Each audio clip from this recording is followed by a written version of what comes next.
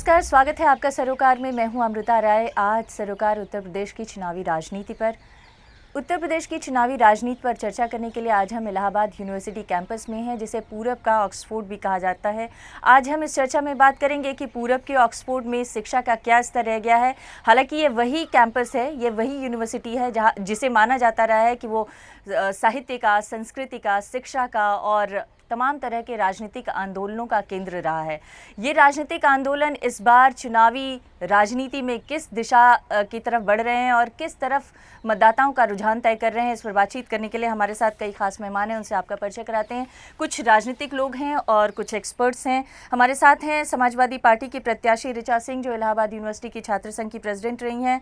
हमारे साथ हैं चौधरी सईद अहमद, आप बीएसपी के प्रवक्ता हैं। हमारे साथ हैं डॉक्टर नरेंद्र कुमार सिंह गौड़, आप बीजेपी के नेता हैं। इसके अलावा हमारे साथ अखिलेंद्र प्रताप सिंह हैं, आप स्वराज अभियान के राष्ट्रीय समिति के सदस्य हैं और वरिष्ठ पत्रकार प्रदीप भटनागर हैं। और यहाँ पर इलाहाबाद यूनिवर्सिटी और उत्तर प्रदेश की जागरूक जनता है, जो अपने सवालों को आप लोगों के सामने रखेगी और अपने विचार भी हमारे ज़रिए देश की जनता तक पहुँचाने का कोशिश करेगी। तो मैं अपनी चर्चा की शुरुआत ऋचा अगर आपसे करना चाहूँ, आप युवा प्रत्याशी हैं और पहली बार चुनाव मैदान में उतरी हैं, महिला भी हैं। तीनों ही नाते आप इस चुनाव को किस नज़र से देख रही हैं? क्या ये नेशनल नैरेटिव पर चुनाव लड़े जा रहे हैं या फिर लोकल मुद्दे हैं, जातिवाद के आधार पर चुनाव लड़े जा रहे हैं या फिर अलग अलग इमेजेस के आधार पर चुनाव लड़े जा रहे हैं? जी देखिए, 2017 के चुनाव उत्तर प्रदेश में बहुत अहम चुनाव हैं, जहां इसमें विकास का मुद्दा तो समाजवादी पार्टी के पास है ही कि हमारा मुद्दा एकदम साफ है कि हम विकास के मुद्दे को लेकर जनता के बीच में जा रहे हैं। लेकिन उसके साथ ही साथ 2017 के उत्तर प्रदेश के चुनाव इस देश में किस तरीके की राजनीति होगी, क्योंकि पिछले 2.5 सालों से हम लोग देख रहे हैं कि किस तरीके से केंद्र की सरकार देश में सांप्रदायिक ताकतों को मजबूत कर रही है। तो ये चुनाव आने वाले समय में फिरका परस्त ताकतें कैसे देश में अपने पांव न जमा पाएं, उनको उखाड़ फेंकने के लिए और देश की राजनीति को तय करने के लिए जा रही है। आप 2.5 साल 3 साल के केंद्र सरकार के राज के बारे में बात कर रही हैं, लेकिन 5 साल आप लोगों ने भी राज किया और इसी दौरान लोकसभा चुनाव भी हुए, जिसमें उन्हीं फिरका परस्त ताकतों ने अपने पांव जमाए और मजबूत किए जब आपकी सरकारें रहीं। आप लोगों ने क्या किया इस दौरान? देखिए, बिल्कुल, चूंकि फिरका परस्त ताकतों ने या सांप्रदायिक ताकतों ने जिस तरीके से जुमले फेंक कर वो सरकार बनी है, आज सबको मालूम है कि भारतीय जनता पार्टी की सरकार जुमलों की सरकार है और वो जुमले फेंक कर जनता को सपने दिखाकर आई थी। और प्रधानमंत्री जी खुद भी कहते हैं कि वो वादे नहीं थे, वो तो जुमले थे जिसको वो करके भूल गए हैं। लेकिन समाजवादी पार्टी जो उत्तर प्रदेश में चुनाव लड़ रही है, वो माननीय अखिलेश यादव जी के पिछले 5 सालों के कामों के आधार पर चुनाव लड़ रही है और जनता अखिलेश यादव जी के कामों के आधार पर उनको चुनने जा रही है। हम लोग ने तो कहा भी है कि काम बोलता है। आप हमारे कामों को देख सकते हैं कि देश में एक्सप्रेस वे बने हैं, 4 लेन एक्सप्रेस वे बने हैं, 6 लेन बने हैं, देश को जो कि विकास के पथ पर लेकर जाएंगे। हम जनता से पूछेंगे कि आप लोग जो ये विकास के वादे कर रहे हैं, उनके मन में कितना घर बना पाए हैं। लेकिन मैं नरेंद्र जी आपसे जानना चाहती हूँ, ये लोग कह रहे हैं कि हम चुनाव जो है वो मोदी सरकार के कामकाज के रेफरेंडम के रूप में लड़ रहे हैं और हम काम के बारे में अपनी राय लोगों के सामने रख रहे हैं। आप लोग किस आधार पर चुनाव लड़ने जा रहे हैं? देखिए, समाजवादी पार्टी सरकार हो चाहे कांग्रेस हो बसपा, भारतीय जनता पार्टी पे आरोप लगाते हैं सांप्रदायिकता क्या फैलाते हैं। उत्तर प्रदेश के अंदर समाजवादी पार्टी सरकार 5 साल पूरा हो रहा है। जितने सांप्रदायिक दंगे उत्तर प्रदेश के अंदर हुए हैं, इसके पहले हमारी भी कई प्रदेशों में सरकारें हैं, कहीं पे कोई दंगा नहीं होता। मुजफ्फरनगर में क्या हुआ था, अभी मथुरा के अंदर किस तरह से जवाहर कांड हुआ, वहाँ पर पुलिस के अधिकारी को हत्या कर दी जाती। बुलंदशहर के कानून व्यवस्था उत्तर प्रदेश से ध्वस्त है, जंगल राज है। जहाँ तक विकास की बात है, केवल विकास की बात कर रहे हैं, काम की बात कर रहे हैं, कहाँ पर काम दिखाई दे रहा है? आज पूरी तरह से उत्तर प्रदेश के अंदर शिक्षा व्यवस्था चरमराई हुई, कई लाख पर शिक्षकों के रिक्त हैं उत्तर प्रदेश के अंदर। प्राइमरी स्कूल में जाइए, कहीं छात्र हैं वहाँ शिक्षक नहीं है, कहीं शिक्षक हैं वहाँ पर छात्र कम है। इस तरह की व्यवस्था है। यहाँ पर प्रतियोगी छात्र आते हैं, यहाँ पर लोक सेवा आयोग है, उच्च शिक्षा सेवा आयोग है, माध्यमिक शिक्षा सेवा चयन आयोग। कितना बड़ा आंदोलन हुआ। तीनों में जो चेयरमैन है, एक ही जात के लोग नियुक्त किए गए। अनिल यादव चेयरमैन थे, इतना बड़ा आंदोलन हुआ, लेकिन उत्तर प्रदेश की सरकार को नहीं दिखाई दिया। मैं तो बधाई देना चाहता हूँ इलाहाबाद उच्च न्यायालय को, जिनके आदेश से उनको हटना पड़ा। आप लोग किस मुद्दे पर चुनाव लड़ रहे हैं? भारतीय- विकास के मुद्दे पर लड़ रहे हैं, गरीबी हटाने के मुद्दे पर लड़ रहे हैं, लॉ एंड ऑर्डर के मुद्दे पर लड़ रहे हैं? वास्तविकता किस ये मुद्दे पर लड़ है, रहे मैं हैं? इसका जवाब या देना चाहती जातिवाद हूँ। के विरोध में देखिए, लड़ रहे हैं? भारतीय जनता पार्टी के भारतीय पास जनता पार्टी विकास के मुद्दे पर चुनाव लड़ रही है। विकास हमने नहीं। 2.5 साल के अंदर केंद्र सरकार ने, नरेंद्र मोदी देश के प्रधानमंत्री है, इस दुनिया के अंदर भारत का सबसे ऊंचा इसमें एक स्थान, बात गौर मान साहब, सम्मान गौर भारतीय। साहब, कि उत्तर नहीं। प्रदेश में भारतीय जनता पार्टी के पास ना तो मुद्दा है कि वो किस मुद्दे पर चुनाव लड़ेंगे, और यहाँ तक कि उनके पास मुख्यमंत्री का कोई चेहरा तक नहीं है। नहीं, ये वही भारतीय जनता पार्टी है जो कि प्रधानमंत्री का चेहरे के नाम नहीं, पर, गौर साहब- व्यक्तिवादी नाम पर लोकसभा का चुनाव लड़ लेती है, जी। लेकिन उत्तर प्रदेश के चुनाव में उसके पास कोई नेता नहीं है जिसे वो मुख्यमंत्री का चेहरा बना सके, और उनके पास घर वापसी, लव जिहाद और बीफ को छोड़कर कोई मुद्दा नहीं है, विकास का कोई नाम नहीं है। और आपके पास, आप अभी बात कर रहे थे छात्रों की, तो मैं आपको बताना चाहती हूँ कि पिछले 2.5 सालों में पूरे देश में सबसे ज़्यादा खराब हालत सेंट्रल यूनिवर्सिटीज़ की है, चाहे वो हैदराबाद सेंट्रल यूनिवर्सिटी हो, चाहे वो इलाहाबाद सेंट्रल यूनिवर्सिटी हो, चाहे वो जेएनयू। लोगों की हालत, स्टूडेंट्स को आप लोगों ने बोलने नहीं दे रहे हैं, हालत खराब करके रखी हुई है। चलिए, रिचा और भी लोग हैं जो इस पर बात करेंगे, लेकिन आपने विकास के मुद्दे पर चुनाव लड़ने की बात की। मैं 2-4 पॉइंट जानना चाहती हूँ। कौन से क्षेत्र में सबसे अच्छा विकास हुआ जिसको आप जनता के सामने ले जाकर अपने लिए वोट मांगेंगे? नोटबंदी का मुझे लगता है कि सबसे अच्छा डेवलपमेंट है। और सर, आप लोग नोटबंदी पर बचाऊंगा क्यों जब नहीं- आप नोटबंदी पर क्यों नहीं? आपकी राय मैं जानना चाहती हूँ। जहाँ तक भारतीय जनता पार्टी की केंद्र सरकार ने जनधन योजना, 21 करोड़ लोगों को जनधन का लाभ है, 0 बैलेंस पर खाता खोलने का अवसर दिया लोगों को, 5,000 रुपया जो लोग उसमें वहाँ ले सकते हैं। और इतना नहीं, गरीब परिवारों को लगभग 1.5 करोड़ हमारे गैस कनेक्शन हमने निःशुल्क दिए। तो इस तरह से, और सबसे बड़ी बात है, हम लोग उत्तर प्रदेश के अंदर हमारी भी सरकार है, मैं भी उच्च शिक्षा मंत्री रहा, जितना शिक्षा के क्षेत्र में हम लोगों ने प्रदेश के लिए, इलाहाबाद में बताता हूँ, हमने यहाँ पर राजेश टंडन विश्वविद्यालय खोला, कई डिग्री कॉलेज खोले यहाँ पर। हमारे यहाँ इलाहाबाद विश्वविद्यालय में 3 हमने चेयर दी थी, गंगानाथ झा पीठ दी हमने, निराला पीठ दी, प्रोफेसर मेघनाथ साहब पीठ दिया। मैं बीएसपी के प्रत्याशी से जानना चाहती हूँ और बीएसपी के नेता से जानना चाहती हूँ, आप लोग किस मुद्दे पर चुनाव में उतरे हैं इस बार? जिस कैंपस में आज का ये फंक्शन प्रोग्राम आपका चल रहा है, ये पूरब का ऑक्सफोर्ड अभी आपने कहा हुआ है। इस देश ने, इस ऑक्सफोर्ड यूनिवर्सिटी ने देश की दशा दिशा तय करने के लिए कई प्रधानमंत्री दिए। जी बिल्कुल। ये दुर्भाग्य है कि हमने देश कुर्बानी दे के आज़ाद कराया, और आज भी हम कुर्बानी दे के देश को आज़ाद कराना चाहते हैं। उस वक्त भी देश संकट में था, आज भी देश संकट में है। अब क्या कुर्बानी देना चाहते हैं? अभी कुर्बानी लाइन में खड़े होकर कुर्बानी ही तो दे रहे हैं। 200 लोग मर गए इस देश में, हमारी नोट, हमारा पैसा, और हम ही मर गए, और उसकी कोई जिम्मेदार शाहरुख खान एक प्रोडक्शन करता है। लेकिन फिर भी गरीब ये समझता है कि इससे उनका भला होने वाला है। नहीं, वो गरीब तो नतीजा देने जा रहा है बटन दबाने के बाद, वो नतीजा यहाँ बैठकर तो नहीं आने वाला। देखिए, तो आपको भरोसा है कि बिल्कुल ये गरीब भरोसा। आप ही के मैं पक्ष में उत्तर जाएगा? प्रदेश में 300 सीटें इन 4 साल 7 महीना सरकार चला के उत्तर प्रदेश की सरकार ने, और 3 साल लगभग नरेंद्र कुमार गौर जी की भारतीय जनता पार्टी की सरकार ने देश को इस कगार पे ले आके खड़ा कर दिया कि देश अब मजबूर हो गई है कि बहुजन समाज पार्टी की तरफ आंख उठा के देख रही है कि हम इनको लेके आवे चुनाव में। दूसरी सबसे बड़ी बात यह है कि जिन जिन मुद्दों पर अभी माननीय हमारे दूसरे दल के लोगों ने बात करी हुई है, उनको अगर आप सामने रख लें तो फिरका परस्त ताकतें देश में, एक शेर मैं आपको पढ़ के सुना देता हूँ कि हमें गिला है उनसे जिनको मुहाफिज समझ बैठा था, वही निकले हमारे कारवां को लूटने वाले।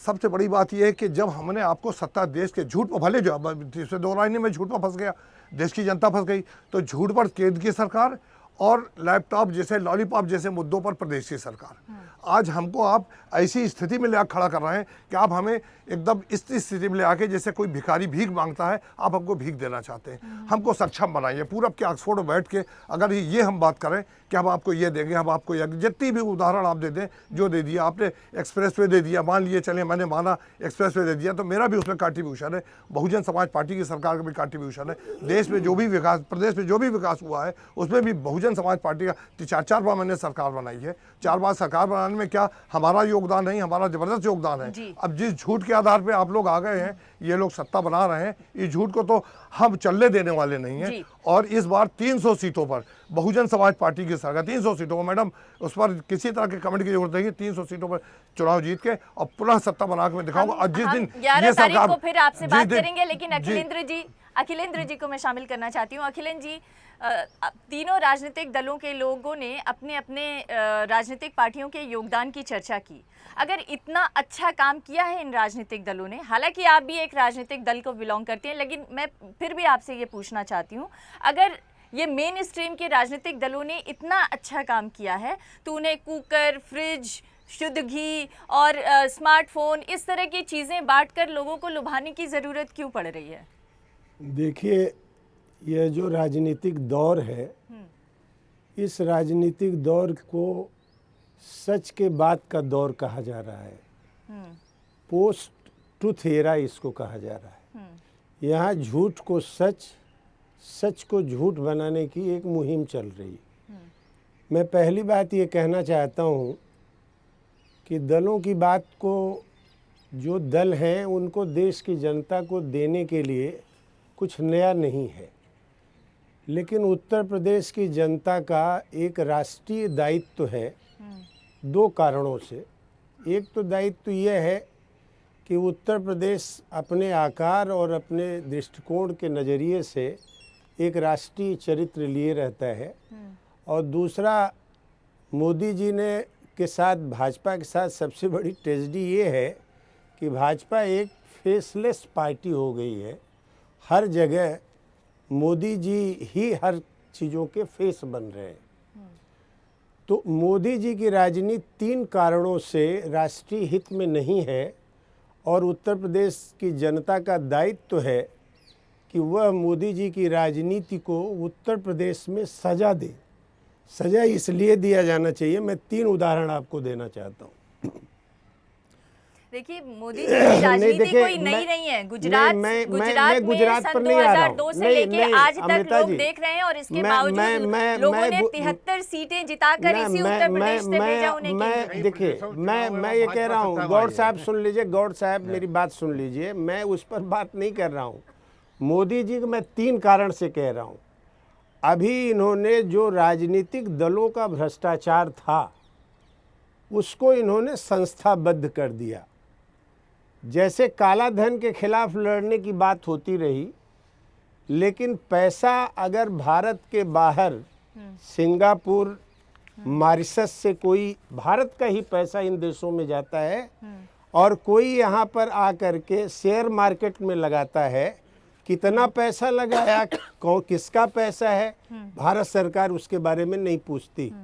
आज इन्होंने ये कह दिया कि आप राजनीतिक दलों को बॉन्ड खरीद के जो भी पैसा देना चाहें, वो हिंदुस्तान में कोई भी आपसे ये पूछेगा ही नहीं कि किस राजनीतिक दल को किसने पैसा दिया। उसमें माफिया ने दिया पैसा, उसने किसी कारपोरेट घराने ने पैसा दिया, उसमें किसी विदेशी ताकत जो भारत के हित में नहीं है उसने पैसा दिया। यह पूछने का भी जो अधिकार हमारा था, कानूनन मोदी सरकार ने उसको छीन लिया। राजनीतिक भ्रष्टाचार को और जो राजनीतिक माफिया हैं उनको राजनीति में उन्होंने संस्थाबद्ध कर दिया। पहली बात तो मैं ये कहना चाहता हूँ। ये तो सैद्धांतिक मुद्दे हुए। नहीं, ये राजनीतिक मुद्दे हैं, क्योंकि भारत, उत्तर प्रदेश में जो सबसे बड़ा सवाल है भारतीय जनता पार्टी का, मैं पहली बात तो पश्चिमी उत्तर प्रदेश की जनता ने एक काम कर दिया, जो विभाजन इन्होंने जाट और मुसलमानों के बीच में, हिंदुओं और मुसलमानों के बीच में पश्चिमी उत्तर प्रदेश में पैदा किया था, इस बार वहाँ की जनता ने खुद फैसला लेके भारतीय जनता पार्टी की इस विभाजन की नीति को नकार दिया है। वो उसका नतीजा तो आएगा 11 तारीख को। मैं नहीं कह रहा हूँ, देखिए मैं ये कह रहा हूँ, दूसरी बात आप देख लीजिए, जहाँ मैं इनसे कह रहा हूँ कि जो संस्थाबद्ध कर रहे हैं मोदी जी, दूसरी बात जो इस देश में दे रहे हैं उसमें आज झूठ का गोला जितना दागा जा सकता है वो दागते हैं। जैसे गैस कनेक्शन की बात है, ये जो जनधन योजना की बात है, थोड़ा भी अगर जो कोई भारतीय अर्थव्यवस्था को जानता है, यह यूपीए रिजीम का पूरा जो प्रोग्राम था, मनरेगा से लेके जितने भी अकाउंट्स खुले थे उस सब अकाउंट को मोदी जी ने कहा ये हमारा अपना अकाउंट है, और उन्होंने कहा कि मैंने हर घर में पैसा पहुंचा दिया। उसी तरह की हर गरीब को हम 15 लाख रुपए हम दे देंगे हमारी सरकार बनने के बाद। तो झूठ को संस्थाबद्ध करना ये अभी मोदी जी का सबसे बड़ा कंट्रीब्यूशन है। और थर्ड, हम इस बात को कह रहे हैं कि इस देश में जो बड़े पैमाने पर कारपोरेट्स को छूट हो रही है, मैंने कहा ये एरा ऑफ जो पोस्ट ट्रुथ है, जो झूठ है वो सच है। मोदी जी के ज़माने में कारपोरेट्स को, यहाँ तक कि ऑस्ट्रेलिया में अदानी साहब को पोर्ट बनाना है, भारत सरकार के स्टेट बैंक के अधिकारी को ले जा करके अदानी को, जबकि स्टेट बैंक पैसा नहीं देना चाह रहा था, ऑस्ट्रेलिया में जा करके उन्होंने पोर्ट बनवाया। तो मैं ये कह रहा था कि उत्तर प्रदेश की जनता का बड़ा दायित्व है, राष्ट्रीय दायित्व है कि भारतीय जनता पार्टी की राजनीति को इस बार सजा दे, और मुझे खुशी है कि प्रदेश की जनता उस काम को कर आप रही है। ये कह रहे हैं कि आज की राजनीति एक पोस्ट ट्रुथ एरा में जी रही है और चल रही है, जिसमें जो झूठ है वही सच है, क्योंकि उसको इतना प्रचारित किया जा रहा है कि लोग उसको मानने के लिए बाध्य हैं और मान भी रहे हैं, बहुत वही हद मान तक ले रहे हैं। मान ले रहे हैं और मानकर उसी हिसाब से चल रहे हैं। लेकिन मैं प्रदीप जी आपसे जानना चाहती हूँ, आपने तमाम राजनीतिक दलों के लोगों को सुना और सबने अपने अपने तरीके से अपने अपने योगदान के बारे में चर्चा की। अखिलेंद्र जी ने बताया कि दरअसल एक ओवरऑल राजनीतिक पैटर्न किस तरफ जा रहा है देश का, उस पर हमें उत्तर प्रदेश की राजनीति को देखना चाहिए। क्या आप भी देखते हैं कि उत्तर प्रदेश में ये जो चुनाव हो रहा है वो किसी ग्रैंड नैरेटिव के तहत हो रहा है, या फिर लोकल मुद्दे, जाति व्यवस्था और छोटे छोटे जो फ्रीबीज बांटे जा रहे हैं उस पर लोगों का ध्यान ज़्यादा है? मेरी बड़ी वो स्पष्ट मान्यता है, जैसा कि अखिलेंद्र भाई ने कहा, कि ये उत्तर प्रदेश की जनता एक राष्ट्रीय चरित्र भी रखती है, और इसलिए हमारे मुद्दे जो हैं वो राष्ट्रीय स्तर के भी होते हैं और लोकल तो होते ही हैं। राष्ट्रीय स्तर में जिस दिन मैं बहुत सैद्धांतिक बात नहीं करूँगा, अखिलेंद्र जी ने कर दिया, मैं एक जनता की बात करूँगा, जो जनता के बीच बात होती है, तो उसको लगता है कि सबसे पहली जो सबसे ज़रूरी चीज़ होती है वो होती है लॉ एंड ऑर्डर। मेरी बेटी घर से बाहर निकली है, वो शाम को लौट आएगी कि नहीं आ पाएगी। अगर अंधेरा होने लगता है तो सारे घर के माँ बाप परेशान हो जाते हैं और कोई ना कोई एक भाई या पिता उसका बाहर निकल के ढूंढना शुरू कर देता है। हमें इससे निजात मिलनी चाहिए। दूसरा, जैसा कि अभी बताया गया कि इलाहाबाद शहर बौद्धिक शहर है, शिक्षा का शहर है। बेसिकली शिक्षा और स्वास्थ्य दो आदमी के जीवन से बिल्कुल मूलभूत आवश्यकताएं हैं, और इन दोनों क्षेत्रों का जिस भयानक तरीके से मतलब ध्वस्त हुए हैं ये दोनों क्षेत्र, कि जिसका कोई हद नहीं। आप पूरे इस यूनिवर्सिटी में, ये केंद्रीय यूनिवर्सिटी है, लेकिन पूरे 2 साल से मैं जब से यहाँ देख रहा हूँ, एक भी दिन ऐसा नहीं होता जब छात्र यहाँ आंदोलन न करते। मतलब कोई काम नहीं है, आपकी सारी मांगें मान ली जाती हैं, फिर भी आप आंदोलन करते हैं। मतलब आंदोलन करने के लिए आंदोलन जो करते हैं आज के छात्र, या पिछले 2-3 सालों से जो मैं देख रहा हूँ, ये मतलब गजब का फेनोमेना है जो आपको दुनिया में कहीं नहीं मिलेगा। छोटी छोटी क्षुद्र राजनीति चमकाने के लिए, अपना नाम अखबारों में छपवाने के लिए या फोटो छपवाने के लिए ये सारे काम होते हैं, जिसका कोई इसका अर्थ मतलब कोई बौद्धिक क्रियाकलाप उस तरह से नहीं हो नहीं रहा है रह गया। जिसमें छात्रों को दूसरी तरफ या दूसरे सपने दिखाए जा सके, जिसमें उनको लगे कि हम कुछ और बड़ा काम कर सकते हैं जिससे हमारा अखबार में नाम आ जी जाए। जी, बिल्कुल बिल्कुल बिल्कुल। तो ये है। तो दूसरी चीज़ जो होती है शिक्षा, और इसी यहाँ पर इलाहाबाद एक चूँकि बड़ा सेंटर है शिक्षा का, तो आसपास के ज़िलों के एक नहीं लाखों छात्र आते हैं। उनके रहने खाने की कोई व्यवस्था कहीं नहीं होती, वो एक अलग मुद्दा है। लेकिन मुद्दा ये है कि आप पब्लिक सर्विस कमीशन से लेकर के और यहाँ तक जितने चयन आयोग सब इलाहाबाद में। इलाहाबाद एक्चुअली सारे स्टेट हेडक्वार्टर इलाहाबाद में है, क्योंकि 1933 से पहले तक ये राजधानी थी संयुक्त प्रांत की, और उसके बाद 1933 में कांग्रेस के आंदोलन के कारण ये राजधानी लखनऊ ले जाई गई, तो स्टेट हेडक्वार्टर सारे यहीं रह गए, आज भी हैं। तो उनमें काम करने के लिए लाखों लोग आते हैं। अब इस शहर का आदमी जब दोपहर 1 बजे से लेकर के और शाम 4 बजे तक निकलता है इस शहर में, तो कहीं जा नहीं पाता। इतना भयानक जाम होता है इस पूरे शहर में। तो फिर आदमी ये सोचता है कि भाई ये सरकार ने, जो भी सरकार 5-10 सालों में रही, उन्होंने कोई काम नहीं किया, इसलिए हम जाम में फंसे हैं। आप दुर्भाग्यपूर्ण ये है कि ये केवल ट्रैफिक जाम की बात नहीं है, ये युवाओं के भविष्य को भी जाम करने का एक तरह से संकेत है। मैं ये जानना चाहती हूँ, अभी प्रदीप जी ने कहा कि यहाँ पर छात्र जो है वो पढ़ाई लिखाई की तरफ कम और हर छोटे छोटे मुद्दे पर अपनी राजनीति चमकाने के लिए हर दिन कैंपस में एक तरह के आंदोलन खड़े कर रहे हैं। क्या ये बात सच है? क्या सिर्फ छोटे छोटे मुद्दों को लेकर राजनीति हो रही है, पढ़ाई की तरफ लोगों का ध्यान कम है। देखिए, विश्वविद्यालय हमेशा से ही राजनीति की नर्सरी रहे हैं, लेकिन पिछले 2 सालों से मैं देख रही हूँ कि जब से भारतीय जनता पार्टी की सरकार आई है, तब से विशेषकर युवाओं के ऊपर बार बार ये सवाल उठता है कि वो राजनीति कर रहे हैं। हम आपसे केवल इतना ये कहना चाहते हैं और ये पूछना भी चाहते हैं कि आज जब पूरे विश्व में सबसे ज़्यादा युवाओं की संख्या भारत में है, और अगर युवा हर क्षेत्र में अपना बेहतर करेगा, अगर वो सिविल सर्विसेज में भी जा रहा है, वो शिक्षा के क्षेत्र में भी जा रहा है, इन तमाम क्षेत्रों में भी जा रहा है, अगर उसके साथ ही साथ वो राजनीति कर रहा है, तो फिर इतनी उसको लेकर तकलीफ क्यों है? असल में तकलीफ इस बात की है कि युवा अब सवाल पूछने लगा है। पहले सवाल तो पहले भी पूछता नहीं, था, लेकिन तकलीफ इस बात की है कि जब पिछले वो कुछ सिविल सर्विस में जाना चाहता है तो वहाँ पर पूरे के पूरा चयन आयोग जो है वो भ्रष्टाचारी लोगों से भरा हुआ है। देखिए- और यहाँ तक स्थिति होती है कि हाई कोर्ट को ऐसे आदेश दे करके कि देखना एक पड़ता।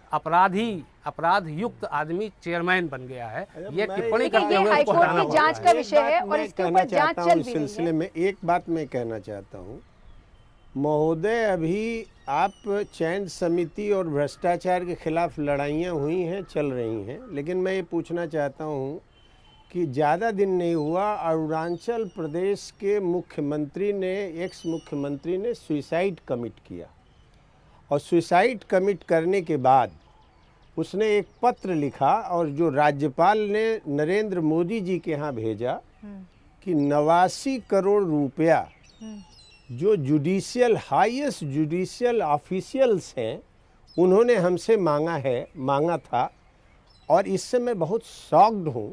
ये 60 पेज की उसकी डायरी है और इसलिए मैं आत्महत्या कर रहा हूँ। सुप्रीम कोर्ट के सीनियर जजेस के ऊपर रिटन डॉक्यूमेंट जिसको गवर्नर ने प्रधानमंत्री को लिख के भेजा, राष्ट्रपति को लिख के भेजा कि इसकी जांच कराओ, और वह कॉमन आदमी नहीं था, मुख्यमंत्री था, और पत्र लिखा गया वहाँ के गवर्नर द्वारा, सीबीआई की जांच नहीं हुई। तो इतना बड़ा जिस देश में भ्रष्टाचार संस्थाबद्ध हो रहा है, आपके ही इस देश के जो सबसे बड़ा chief justice of India supreme court का, वह यह कहता हो कि मोदी जी की सरकार ये बताए अगर वो चाहती है तो हम सुप्रीम कोर्ट को लॉक कर दें, अपॉइंट तक हमको नहीं करने दे रहे।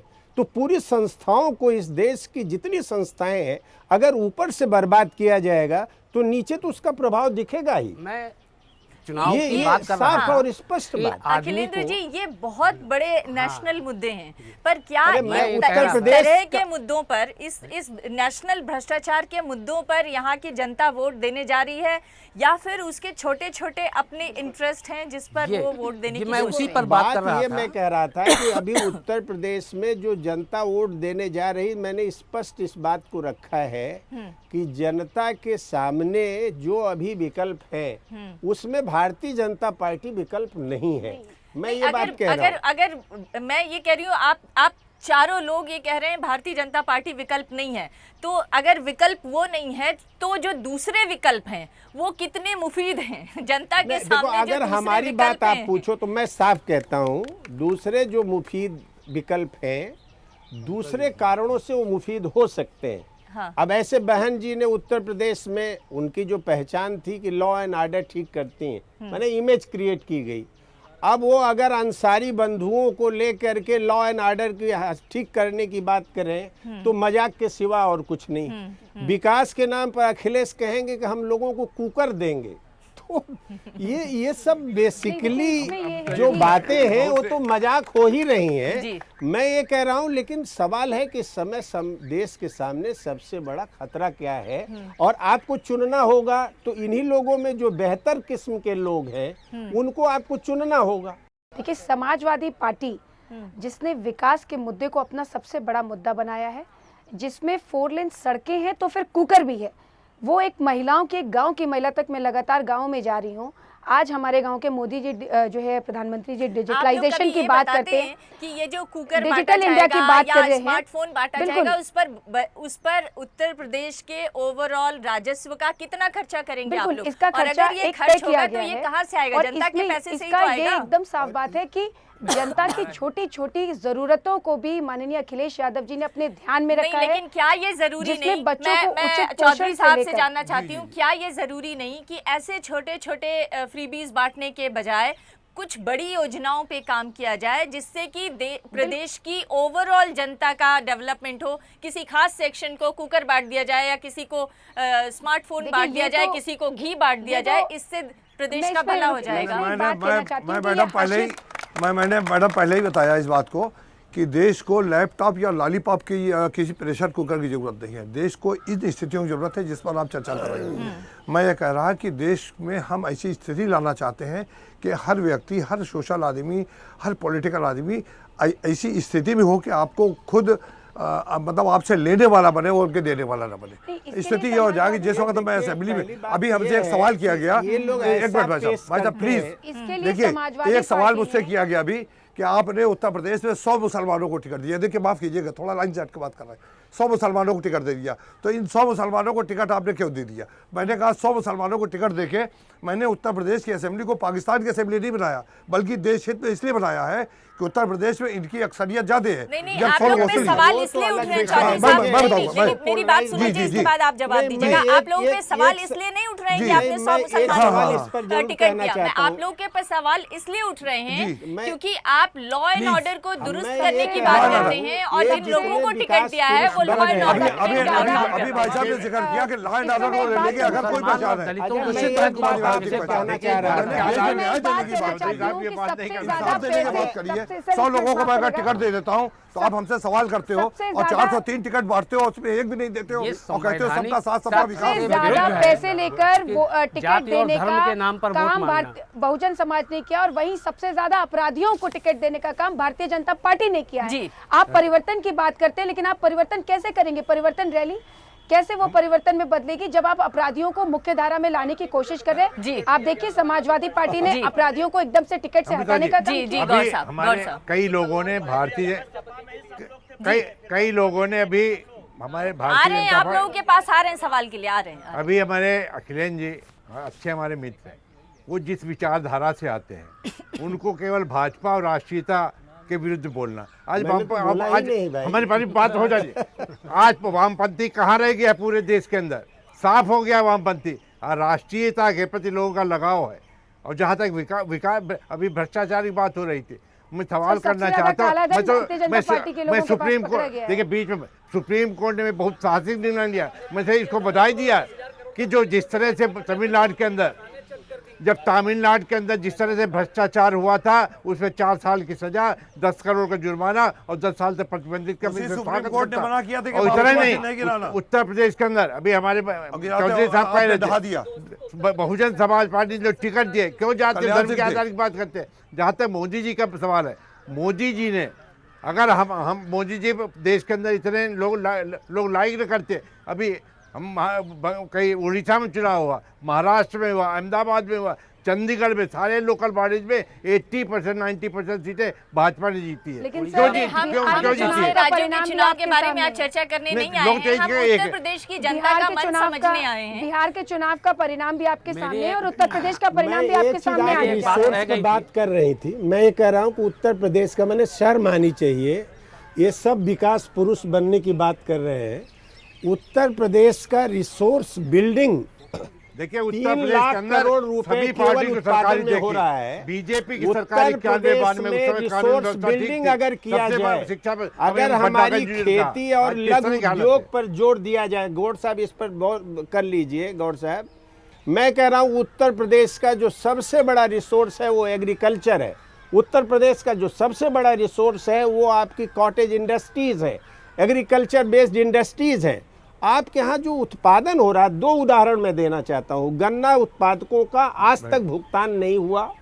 आज आप चले जाओ पूर्वांचल में, धान बेच के 3-3 साल हो गए, उसका भुगतान नहीं हुआ। जब रिसोर्स ही नहीं है तो बेशर्मी की हद है कि एक लिमिटेड रिसोर्स जो है उस रिसोर्स को आप फ्रीबीज में बांटना शुरू करते हैं। एक उसको तो निकालना किसानों का चाहते हैं। मुद्दा हुआ, दूसरा छोटे लघु उद्योगों की बात लघु की, उद्योग क्या दोनों में स्थिति है? बर्बाद हो गए हैं। आपके उत्तर प्रदेश में 0% पर इंडस्ट्रियलाइजेशन हम इस है पर कुछ टिप्पणी करना और चाहूंगा। माइनस है आपका पूरा एग्रीकल्चर। और ये मैं यही कह रहा हूं कि उत्तर प्रदेश का नेशनल रिफ्लेक्शन है। और जब आपका देखिए दुनिया के इतिहास में कहीं एग्रीकल्चर को नकार के एम्प्लॉयमेंट जनरेट नहीं हुआ है। जी। हिंदुस्तान में आप एग्रीकल्चर को नकार करके एम्प्लॉयमेंट कहां से जनरेट करेंगे? तो मैं ये कहना चाह रहा हूं कि उत्तर प्रदेश की जनता नहीं, अभी- इन प्रश्नों पर विचार अखिलेश करना जी ने- शुरू कर रही है। जी मोदी जी अगर गौर बिल साहब, गौर साहब। लाकर अखिलेश जी ने सोचा जो किसानों किसानों को की बर्बाद बात उठाई है, करने मैं की तैयारी इनकी है। बात से सहमत हूँ, लेकिन इसीलिए हमने अपने उसमें संकल्प में कहा जिस दिन हमारी उत्तर प्रदेश के अंदर सरकार बनी हम किसानों का ऋण हम माफ करेंगे। सर, उनको भूमि ये अधिग्रहण संकल्प उतना आपने नहीं। 2014 में भी मैं किया गन्ना था। मंत्री में रहा उत्तर प्रदेश के अंदर 2014 में भी गन्ना यही किसानों संकल्प किया गन्ना था। मंत्री के रूप में जब हमारी सरकार से मंत्री था लगभग 100% हमने गन्ना किसानों का भुगतान किया था। सर, भूमि हमने ये अधिग्रहण बिल भी भी हमने घोषणा भारतीय की है जनता पार्टी अगर की हमारी देन है। सरकार उत्तर प्रदेश के अंदर बनती गन्ना किसानों का हम 45 दिन के अंदर 100% भुगतान कराएंगे। सर, 100 दिन और में आप इस अच्छे तरह की दिन हम भी लाने बोल- वाले थे, लेकिन नहीं, 100 दिन में निश्चित अच्छे रूप दिन से नहीं आए। बहुत देखिए- अच्छे दिन आ गए, आपके लिए नहीं आएंगे। देखिए भविष्य में भी आप जाने वाले 2014 हैं। में जो भी सवाल 2014 उठाता है, उसके लिए नहीं आए में हैं। 2014 में भारतीय जनता पार्टी ने 14 दिन में गन्ना किसानों को भुगतान का वादा किया था। एमएसपी को घटाने का वादा बढ़ाने का वादा किया था, बावजूद इसके कुछ भी नहीं हुआ। आज भी किसान उसी हालत में जीने के लिए मजबूर है, बल्कि और बदतर हालत हो गई है। देखिए तो हुआ पैसा था उसको उन्होंने खुद छीन लिया। बचा कुछ आपने काला जो धन दादा किया, उसमें रोटी अपने के पास लिए सब पैसा जमा उसको तक करवाया। ले तब लिया। ये कौन से किसानों का भला अगर करेगा? कोई कुछ और रेगुलेट आपके करे, वादे गन्ना पर कैसे किसानों लोग के लिए उसको काम केंद्र भी नहीं सरकार ने करने बहुत दे रहे पैसा हैं। दिया था, लेकिन इसके लिए परिस्थिति बीच तो में यहाँ तो की इतनी समाजवादी खराब पार्टी है। की सरकार सर, उनको निर्णय आपके लेना। दो हम लोगों ने इतने फसल सांसद हैं, किसानों के आपने लिए स्मार्ट फसल सिटी बीमा देने का योजना वादा लागू किया था, किया और है। स्मार्ट 2% सिटी के स्थान पर पर आपने उनका पूरे हमने देश बीमा को- करेंगे। ये इस तरह का जी जनता को माइक दिया जाए, मैं जानना चाहती हूँ। हाँ, पहले आप। ऋचा जी से पूछना चाहता हूं कि आप कह रहे थे कि सपा में जो है टिकट जो बांटा गया है, सिपा जितने सपा में या बसपा में किसी भी पार्टी में हो, जो आज सत्ता में आज टिकट दिया जाता है, जितने माफिया गुंडा हैं सब सपा की सरकार आती है तो सपा में रहते हैं, और बसपा की सरकार जब आती है तो बसपा में चले जाते हैं। ये बताइए जब गुंडा माफियाओं को जब टिकट दिया जाएगा तो क्षेत्र का विकास कहाँ से होगा? कौन जनता उनके पास जाएगा? कौन उनके वोट देगा? और वोट देने के बाद जीतने के बाद कोई नहीं मिलता उनसे। जी जी इस बात का जवाब देना चाहती हूँ कि इस बार समाजवादी पार्टी ने जो टिकट का बंटवारा किया है उसमें सारे ही जो गुंडा माफिया और जो भी इस प्रवृत्ति के लोग हैं उनको राजनीति से एकदम समाजवादी विचारधारा ने हटा दिया है। और आपके सामने हम उदाहरण हैं जिसमें हम जैसे युवा नेताओं को, जिनका कोई पॉलिटिकल बैकग्राउंड नहीं था, लेकिन अपने संघर्षों के दम पे समाजवादी पार्टी ने, अखिलेश यादव जी ने हम लोगों को टिकट दिया है और हम लोग आके जनता के बीच में जनता की समस्याओं पर बात कर रहे हैं और जनता के बीच में आने जा रहे हैं। सुल्तानपुर में जो प्रत्याशी हैं देखिए, विधायक है पवन उन पर पांडे। हत्या का सबसे आरोप ज्यादा लगा। एक जगह और सपा सबसे के ज्यादा विधायक 100 हत्या का अपराधियों आरोप को, लगा। सबसे ये ज्यादा अच्छे अपराधियों को प्रत्याशी टिकट दिए देने गए का, भाजपा सरकार द्वारा। अपराधियों को टिकट देने का रिकॉर्ड भारतीय तो जनता हत्या पार्टी के ने आरोप कायम लगे किया हैं। है। रिचा, टिकट देना अलग बात है और 5 साल के दौरान आपने कामकाज कैसा किया उसके आधार पर जनता परखेगी या जिसको जी टिकट बिल्कुल दिया अमिता उसके जी, मैंने आधार पर वही जनता- कहा मैम, कि अभी इनका जनता काम 5 गिनाते साल हैं। के काम के आधार पे भी परखने जा रही है, जिसमें अखिलेश यादव जी का काम बोल रहा है जी। और हम लोग काम के आधार पे जनता के इनका एक काम एक बोलता है, और मैम। एक और सवाल एक जी। इनका काम बोलता है वो मैं बता रहा हूँ, शिक्षा, स्वास्थ्य और सुरक्षा, ये तीनों तो एकदम भ्रष्ट हो गया है। रही बात लोक सेवा आयोग की, 2014 में मैं जेल गया था। पीसीएस में 82-83 एसडीएम हुए थे, जिसमें 50 इन्होंने उठा करके एक जाति समूह को बना दिया था। 62 में सर 2 मिनट। सर उसकी जांच आपका भी आपने बताई थी, होगा। लेकिन सवाल- भारतीय देखिए जनता सर, पार्टी ने उसकी जांच नहीं की। यूपी में सबने शासन किया है। यूपी का यहाँ से शुरू हो जाता है पूर्वांचल, हंडिया से 18-20 जिले पड़ते हैं उसमें। कभी कोई राजनीतिक पार्टी वहाँ विकास को लेकर चिंतित रही ही नहीं। दूसरा चीज, सबने जो है किसानों की बात की, तो किस किसान की बात की? जिसकी ज़मीन नोएडा में है, जिसकी गुड़गांव में है, जिनकी बात ये गाजियाबाद में। तुम किसानों के पास गए ही कहाँ? जाओ वो नेपाल के कछार में जो गोरखपुर में बैठा हुआ है, जाओ वहाँ पर जहाँ पर बलिया में लोग बैठे हुए हैं खाए बगैर मर रहे हैं, वहाँ पर जाओ ना। तुम जाते कहाँ हो? गाजियाबाद में। वो कौन किसान है? अरे उसके पास 2 बिस्सा जमीन भी है ना, तो बेच करके कल 5 करोड़ लेकर के बिजनेस सेटअप कर देगा वो। देखिए, गाजियाबाद और स्वास्थ्य नोएडा के सेवाओं पे किसानों मैं की कहना चिंता चाहती की। हूँ कि स्वास्थ्य सेवा और सुरक्षा को जन जन तक पहुँचाने का काम किया है। आज हमारे पास 102 और 108 एम्बुलेंस है। जो जनता के एक फ़ोन पर जनता के बीच में होती है और गांव के दूर दराज के क्षेत्रों में सबसे पहले समाजवादी एम्बुलेंस पहुंचती है। वहीं हमारे पास डायल 100 है। डायल 100 जैसी पुलिसिंग की सुविधा सिर्फ विदेशों में थी, जिसको माननीय अखिलेश यादव जी ने उत्तर प्रदेश में लाया है। और आज 3 मिनट में डायल 100 अगर किसी को भी जरूरत पड़ती है तो खत्म करने का सर, उसमें तो भारतीय जनता पार्टी के सांसद का नाम आ रहा है डॉक्टर बंसल में। देखिए, आप अपनी उपलब्धियां बताइए, लेकिन जब तक आपकी उपलब्धियां जनता की सेवा में नहीं है तब तक वो उनको संतुष्ट नहीं कर पा रहे हैं। समाजवादी पार्टी शिक्षा, पश्चिमी यूपी में ही रोजगार सामूहिक पे गैंग काम कर रेप रही हुआ, है। नाक के नीचे से रेप होता है। इनका डायल 91, 100, 200, 500 सब व्यर्थ है, बंद हो जाते हैं। अगले सवाल की तरफ जी, आप सवाल पूछिए। मेरा सवाल है कि समाजवादी पार्टी से ये कहते हैं कि सांप्रदायिक ताकतों के खिलाफ ये चुनाव लड़ने जा रहे हैं, लेकिन 2014 का चुनाव अगर हम लोग देखें तो देश में एक नया मुद्दा आया विकास का, और उसके बाद से माननीय अखिलेश यादव जी पेपर में बड़े बड़े ऐड देते हैं कि इन्होंने उत्तर प्रदेश का बहुत विकास किया। और कांग्रेस जैसी पार्टी जिसको केवल देश में लोग भ्रष्टाचार के लिए जानते हैं, और इनकी बहुमत की सरकार 5 साल से चल रही, उस बहुमत की सरकार में विकास करने के बाद भी ये आज कांग्रेस के साथ चुनाव लड़ने आए हैं, तो निश्चित रूप से ये जो धोखा दे रहे हैं उत्तर प्रदेश की जनता को कि इन्होंने विकास किया, वो छलावा है और विकास कहीं नहीं किया। दूसरी बात, ये जो चेहरे की बात करते हैं कि भारतीय जनता पार्टी के पास चेहरा नहीं है, लेकिन समाजवादी पार्टी और बहुजन समाजवादी पार्टी से मेरा प्रश्न है, क्या आपके पास बहन जी और अखिलेश जी के अलावा दूसरा चेहरा है? चाचा जी ने थोड़ा सा मांग लिया इनसे तो भतीजा तलवार लेके खड़ा हो गया। तो मैं इनसे पूछना चाहता हूँ, ये किन सिद्धांतों को लेकर उत्तर प्रदेश की राजनीति में आज वोट मांगने के लिए चले? बहन कुमारी मायावती जी के रहते तक दूसरे चेहरे की जरूरत नहीं है, और जिस दिन बहन कुमारी मायावती जी चाह लेंगी उस दिन बहुजन समाज पार्टी में इतने चेहरे हैं कि पूरे प्रदेश में हमारा चेहरा प्रदेश की एक जनता है।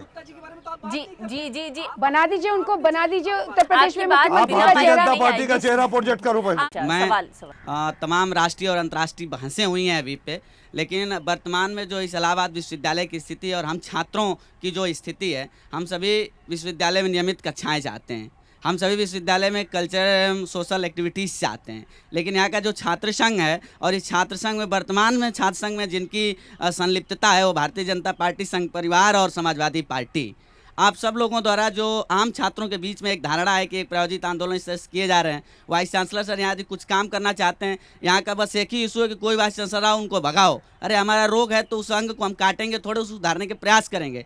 छात्र संघ द्वारा एक भी कल्चरल एवं सोशल एक्टिविटीज आयोजित नहीं कराएगी इस छात्र संघ में कि इस तरह से यदि विश्वविद्यालय इस चीज़ को नहीं चाहता है तो हम इसको कराएं। आखिर में कैसे, कब तक और क्यों हो रहा है, इसका जवाब हम समाजवादी पार्टी और भारतीय जनता पार्टी के जो प्रतिनिधि बैठे हैं हम उनसे चाहते हैं, क्योंकि बहुजन समाज पार्टी और कांग्रेस का तो इस स्टूडेंट्स यूनियन में कोई उस तरह से कोई योगदान नहीं है। यही लोग जैसे चुनाव नजदीक आता है वाइस चांसलर को हटाओ, ये करो वो करो। आपने क्या किया इस छात्र संघ के माध्यम से छात्रों के लिए? क्षमता बढ़ाने की बात हो, शिक्षा के स्तर बढ़ाने की बात हो, सांस्कृतिक गतिविधियों को बढ़ाने की बात हो, उसके लिए अगर आप लोग नहीं कर रहे हैं, सिर्फ छोटे छोटे मुद्दों पर रोज कोई नई राजनीति खड़ी करने की और अपना नाम अखबार में छपवाने के पूरा प्रयोजन है, तो लोग आपके साथ क्यों आएंगे? जी, मैं आपको इसका जवाब देना चाहती हूँ कि मैं भी छात्र संघ में रही हूँ और मैंने छात्र संघ की पहली महिला अध्यक्ष होने का गौरव भी इलाहाबादी यूनिवर्सिटी में लिया है, और हम लोग ने छात्रों के मुद्दों पर काम किया है।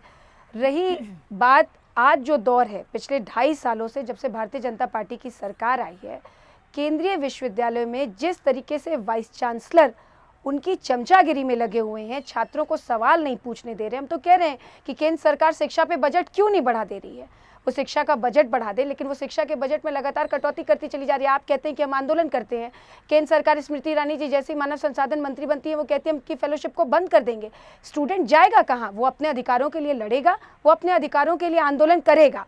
हम लोग तो लगातार केंद्र सरकार से बजट मांग रहे हैं ताकि हमारे यहाँ शिक्षा का स्तर अच्छा हो सके विश्वविद्यालयों में, लेकिन विश्वविद्यालयों में 2 सालों में ये हालत है कि जो सवाल पूछता है केंद्र की सरकार, उसको राष्ट्रद्रोही और राष्ट्र विरोधी उन छात्रों को बताने का कोशिश करती है। ठीक है कि आप सवाल पूछिए, लेकिन इससे लोगों की जो बौद्धिक क्षमता बढ़ाने का सवाल है, शिक्षा को और ज्यादा प्रसारित करने का सवाल है, क्षमता बढ़ेगी कैसे? सांस्कृतिक और साहित्यिक गतिविधियां बढ़ाने का सवाल है, अमृता जी, ये कौन रोकता है? मैं इसमें ये बात कहना चाहती हूँ कि बौद्धिक क्षमता कैसे बढ़ती है? जब कैंपसेस के अंदर हेल्दी डिबेट होगा। हेल्दी डिबेट कैसे होगा? जब हर विचारधारा को अपनी बात कहने का मौका मिलेगा।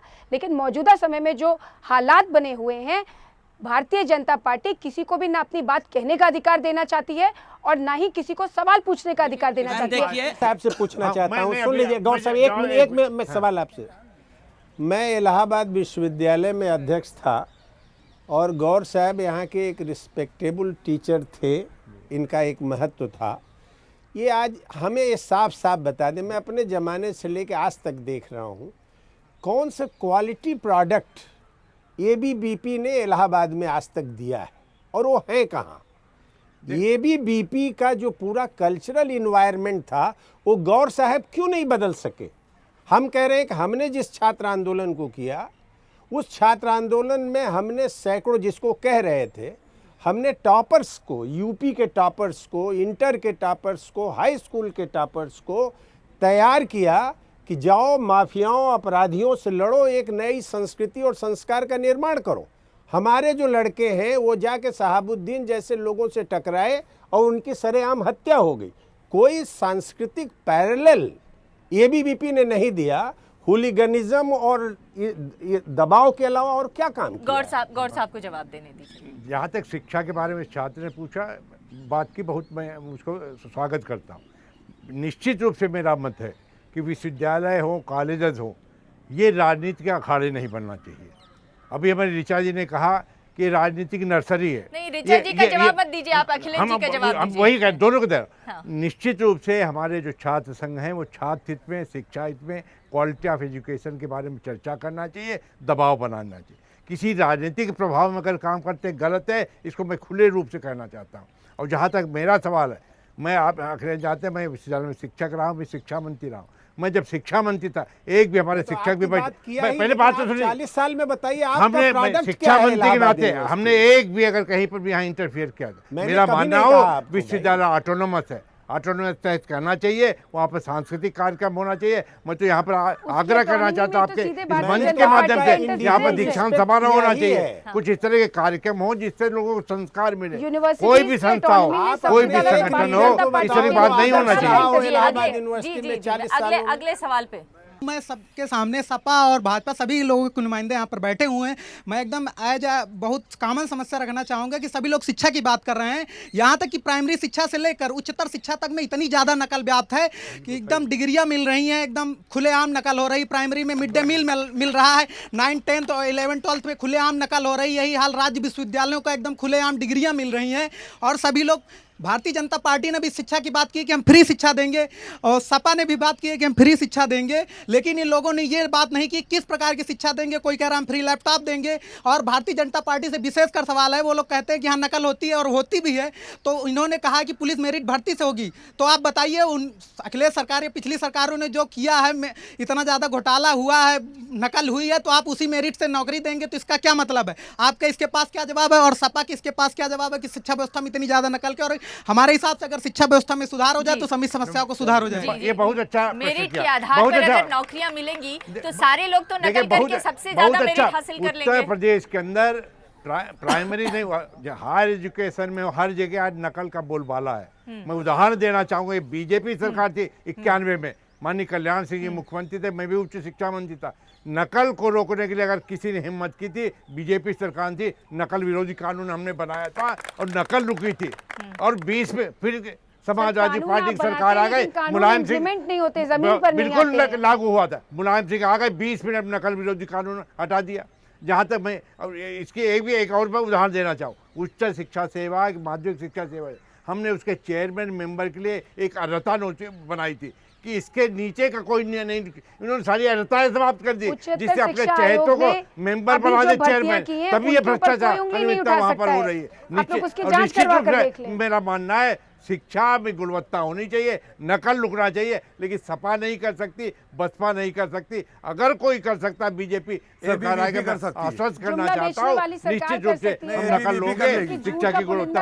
अगला सवाल ले लेते हैं जी। अखिल भारतीय विद्यार्थी परिषद, मैं देवेश सिंह इस विश्वविद्यालय का पूरा छात्र हूँ।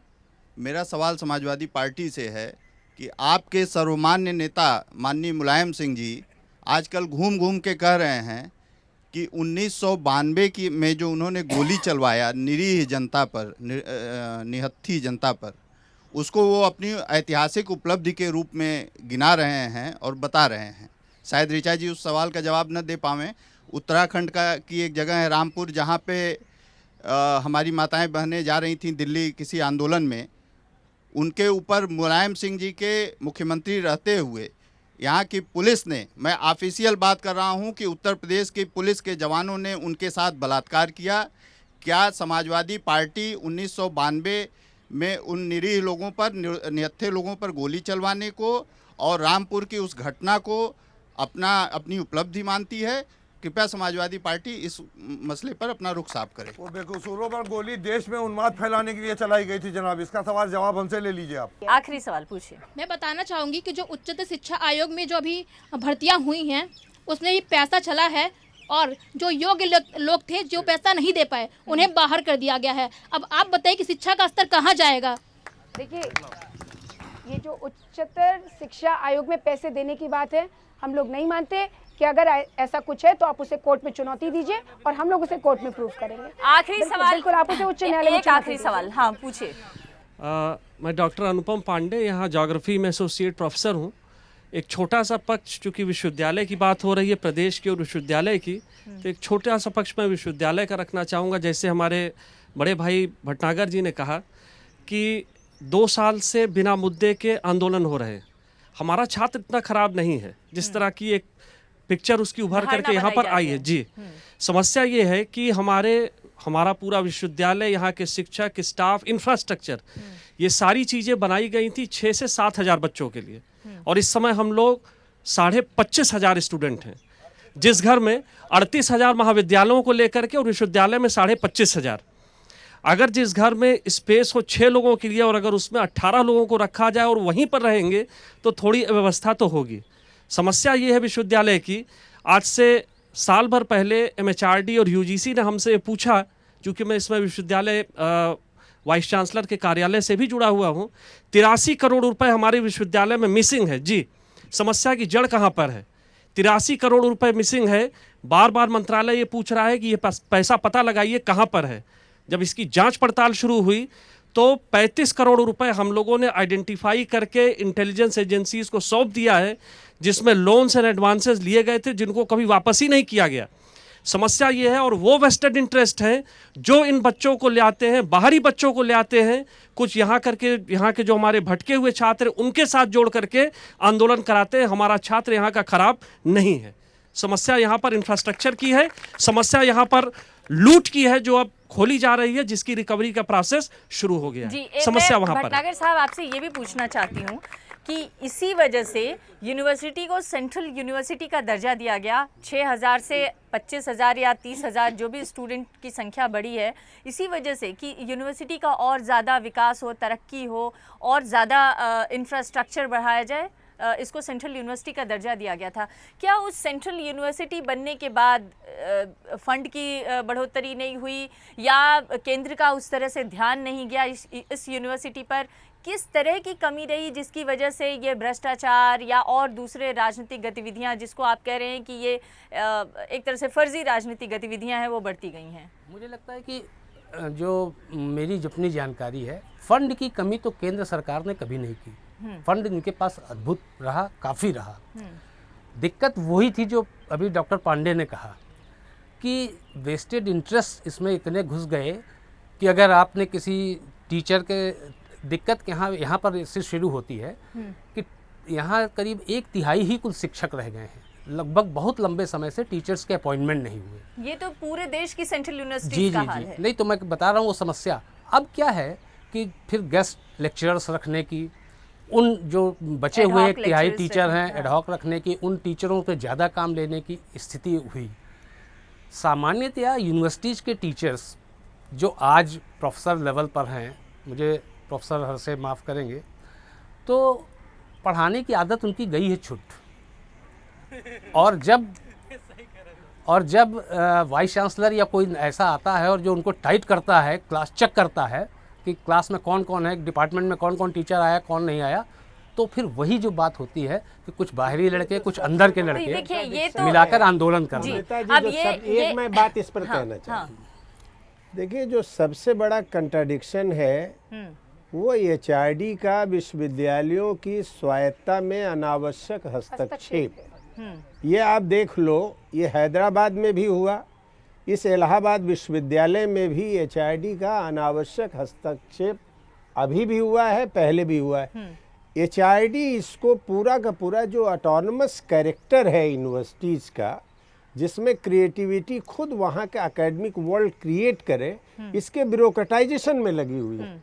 और आज की जो सबसे बड़ी क्राइसिस है, जो हम देखिए, इसमें आप लोगों से एक बात जरूर कहना चाहते हैं कि पार्टीजन थिंकिंग छोड़ दीजिए, पूरा इंस्टीट्यूशन हिंदुस्तान का कोलैप्स हो गया है और इसमें पार्टीजन थिंकिंग पर ज़्यादा बहसें कर रहे हैं। तो यह भी आप समझिए आज का प्रिंसिपल कंट्राडिक्शन है कि यूनिवर्सिटीज़ को आप जो भी फंड देते हैं उसका ऑटोनमस रोल अगर आप इंश्योर कर दीजिए तो हमारे एकेडमिक वर्ल्ड के लोग अच्छा बेटर वर्क कर सकते हैं। ये इस रिजीम में ज्यादा हस्तक्षेप बढ़ गया है। एक तो शैक्षिक योग्यता बढ़ाने की बात है और दूसरा ओवरऑल जो युवा हैं उनके एस्पिरेशंस को कौन ज्यादा अच्छे तरीके से कैटर कर रहा है और उन युवाओं को कौन बेहतर भविष्य की पलायन करने की प्रवृत्ति हमारी बहुत दिनों से रही है। हाँ। और शायद आज हम उस मोड़ पर खड़े हो गए जहाँ पलायन करने के लिए अब कोई रास्ता नहीं है, अब हमें टकराना पड़ रहा है सीधे सीधे। ये कहना कि सारे मतलब माफ़ करेंगे मुझे विश्वविद्यालय के शिक्षक कि सारे विश्वविद्यालय को अगर मतलब स्वतंत्र कर दीजिए तो सारे शिक्षक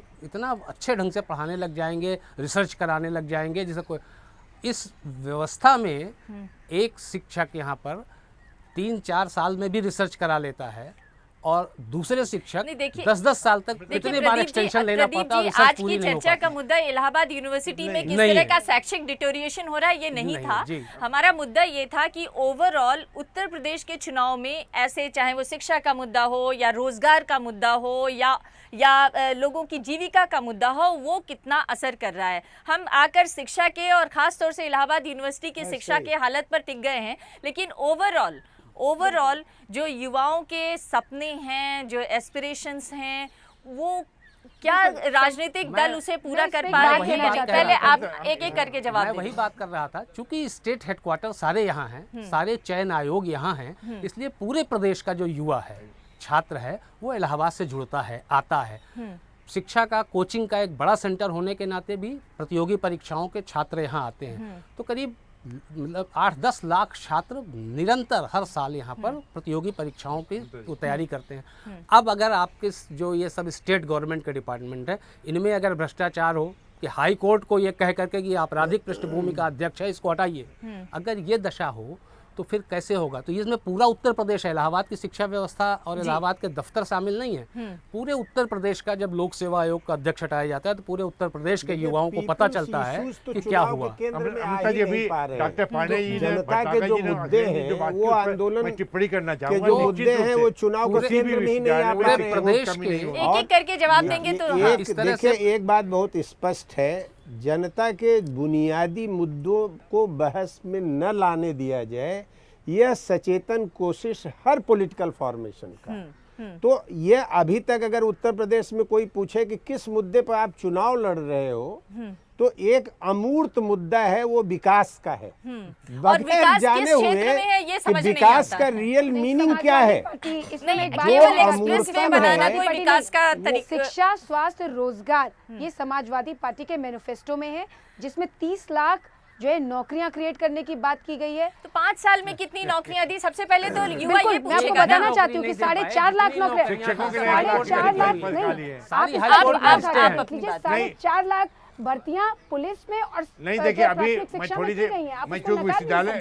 मैं विश्वविद्यालय में शिक्षक भी रहा हूँ। अभी डॉक्टर पांडे ने जो बात उठाई, हमारे भट्टाकर जी ने कही, अखिलेश जी, मैं उनकी बात से सहमत हूँ। विश्वविद्यालय चाहे सेंट्रल हो चाहे स्टेट को, वो ऑटोनोमस रहने चाहिए, उसमें किसी तरह की सरकार के हस्तक्षेप नहीं होनी चाहिए। अगर कहीं कोई होता है, मैं ऑटोनॉमी की बात हम नहीं कर रहे हैं, हम ये कह रहे हैं कि शिक्षा व्यवस्था दुरुस्त करने की और युवाओं को रोजगार देने के वादे हर पार्टी करती है, हमने लेकिन किया कहीं कुछ नहीं। आपने हर साल 2 करोड़ नौकरियां देने की वादा की और 2 साल में 1 लाख नौकरियां मिली लोगों को। हम यहाँ पर हमने रोजगार की बात, जहाँ तक बात, हमने अपने समय में चाहे उच्च शिक्षा सेवा आयोग, माध्यमिक हो, लोक सेवा, उसमें कहीं भ्रष्टाचार नहीं था। 91 बार का, इसलिए मैं उदाहरण दे रहा हूँ, 70,000 गवर्नमेंट सर्विस हमने दी, पारदर्शिता के आधार पर दी थी। आज जिस तरह लोग आरोप लगा रहे हैं, चाहे उच्च शिक्षा सेवा, सब में आज भ्रष्टाचार। चौधरी साहब, लास्ट कमेंट आपका। जी, आप मैंने लोग कहा आप कि लोग क्या देंगे? हमारे को देने के लिए मैंने कहा सबसे पहले जो असल जरूरत है, आपने अभी कहा कि जहाँ से देश चला था देश आज भी वहीं फंसा हुआ है, इसको ठीक करने के लिए बहुजन समाज पार्टी के अलावा कोई दूसरा विकल्प नहीं। दूसरी सबसे बड़ी बात है, पूरा देश फंसा हुआ है इस जाम में जिस शहर में आप रह रहे हैं। जो असल मुद्दा ये है, असल मुद्दा ये है कि इनको सुरक्षा कैसे मिल जाए, ये जिम्मेदारी बहुजन समाज पार्टी लेती है और मैंने करके दिखाया हुआ। अभी एक बात लोगों ने कहा कि आपने निरीह लोगों पर गोली चलवाई। सिर्फ सुरक्षा मुद्दा नहीं है, जीवन की सुरक्षा के साथ साथ उसके सपने को साकार करना भी एक मुद्दा है। जब तक आप अपनी राजनीति को और अपनी सियासत को सपने और सुरक्षा दोनों से नहीं जोड़ेंगे तब तक शायद सफल नहीं होगा। ये बहस जनता के बीच में आप लगातार करते रहे और जनता, मुझे खुशी है कि जनता जागरूक है और आपसे सवाल कर रही है। उम्मीद है कि ये जागरूकता वो अपनी वोटिंग के दौरान भी दिखाएंगे, मतदान के दौरान भी दिखाएंगे और अपनी राय स्पष्ट करेंगे। फिलहाल के लिए मैं इस चर्चा को यहीं पर खत्म करना चाहती हूँ। बहुत बहुत शुक्रिया आप सब लोगों का और आपका भी।